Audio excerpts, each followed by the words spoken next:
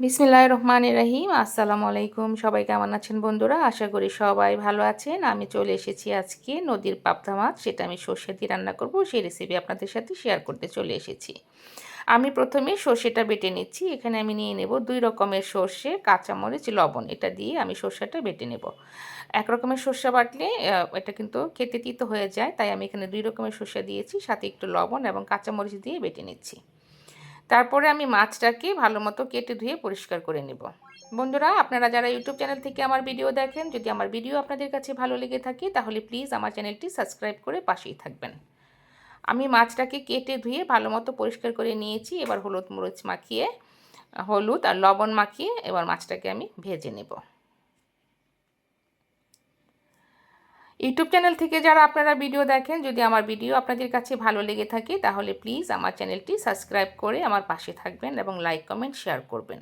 আমি কড়াইতে তেল দিয়ে দিয়েছি। তেলটা গরম হয়ে আসলে এখানে আমি একটু লবণ দিয়ে দিয়েছি, যেটা আমি ভিডিও করতে ভুলে গিয়েছিলাম, যাতে করে মাছটা কড়াইতে লেগে না আসে। এবার আমি মাছটাকে একটু হালকা করে ভেজে নেব, খুব বেশি ভাজবো না। মাছটা ভাজা হয়ে গেলে আমি উঠিয়ে নিচ্ছি। তারপর আমি কড়াইতে তেল দিয়ে এখানে দিয়ে দিব পেঁয়াজ।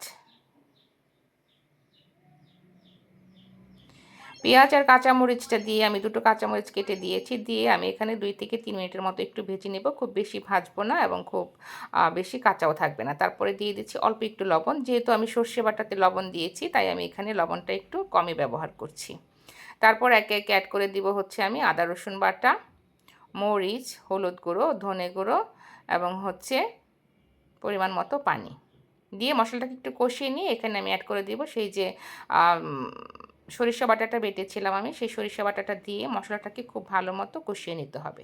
যতক্ষণ না পর্যন্ত মশলার গা থেকে আদা রসুনের গন্ধটা ছেড়ে যাচ্ছে, ততক্ষণ পর্যন্ত আমি মশলাটাকে খুব ভালো মতো কষিয়ে নিয়েছি।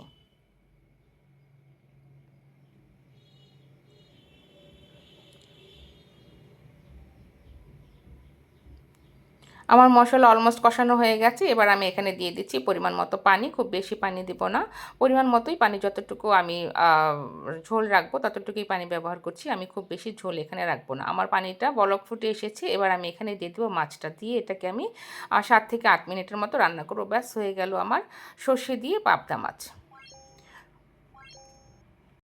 ব্যাস হয়ে গেল আমার সর্ষে দিয়ে পাবদা মাছের রান্না। এবার খাওয়ার পালা। বন্ধুরা, আপনারা যারা ইউটিউব চ্যানেল থেকে আমার ভিডিও দেখেন, প্লিজ আমার চ্যানেলটি সাবস্ক্রাইব করে পাশেই থাকবেন। ধন্যবাদ এতক্ষণ সবাইকে কষ্ট করে ভিডিওটি দেখার জন্য।